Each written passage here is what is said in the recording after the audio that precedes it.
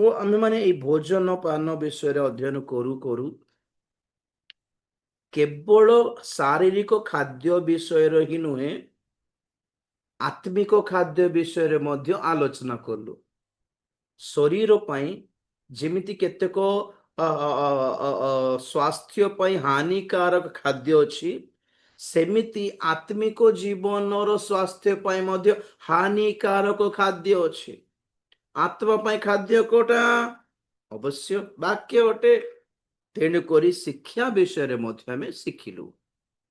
ଶରୀର ପାଇଁ କେତେକ ଖାଦ୍ୟ ଯେମିତି ଅଶୁଚିଦାୟକ, ସେପରି ଆତ୍ମା ପାଇଁ କେତେକ ପ୍ରଚାର ବାକ୍ୟ ଅଶୁଚିଦାୟକ ଅଟେ। ଆମ ମାନଙ୍କୁ ଅଶୁଚି କରିଦେ। ବାକ୍ୟ ଅଶୁଚି ନୁହେଁ, କିନ୍ତୁ ଯେ ପ୍ରଚାର କରୁଛି ସେ କୋଉ ଆତ୍ମାରେ ପ୍ରଚାର କରୁଛି କି?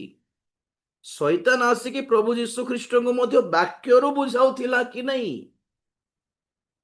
ବାକ୍ୟ ହିଁ ବାକ୍ୟ ତ ବାକ୍ୟ, ଆଉ ପ୍ରଭୁଙ୍କରଟା ବୋଲେ ହେବ ନାହିଁ। ଜଣେ ଲୋକ କୋଉ ଆତ୍ମାରେ ଏଟା ପ୍ରଚାର କରୁଛି ଚିହ୍ନିବାର ନମ୍ବର 1। ନମ୍ବର 2, ସେ ବାକ୍ୟର ଲକ୍ଷ୍ୟ କଣ? ଈଶ୍ୱରଙ୍କ ସହିତ ସଂଯୁକ୍ତ କରିବାର ବାକ୍ୟ ନା ସଂସାର ସହିତ, ଜଗତ ସହିତ ଆମ ମାନଙ୍କୁ ମିଳନ କରାଇବାର ବାକ୍ୟ? ଏଟା ଈଶ୍ୱରଙ୍କ ଠାରୁ ଦୂର କରିକି ସଂସାର ସହିତ ରାଜିନାମା କରାଇବାର ବାକ୍ୟ ନା ସଂସାରରୁ, ଜଗତରୁ ପୃଥକ କରିକି ଈଶ୍ୱରଙ୍କ ସହିତ ସଂଯୁକ୍ତ କରାଇବାର ବାକ୍ୟ? ଏଇ ବାକ୍ୟ ଆମ ମାନଙ୍କୁ କୋଉ ବିଷୟର ଚେତନା ଦେଉଛି? ଦେଖିବାର। ଏଟା ପବିତ୍ର ବାକ୍ୟ ନୁହେଁ, ଆମ ମାନଙ୍କୁ ପବିତ୍ରତାର ଚେତନା ଦେଉଛି କି ନାହିଁ?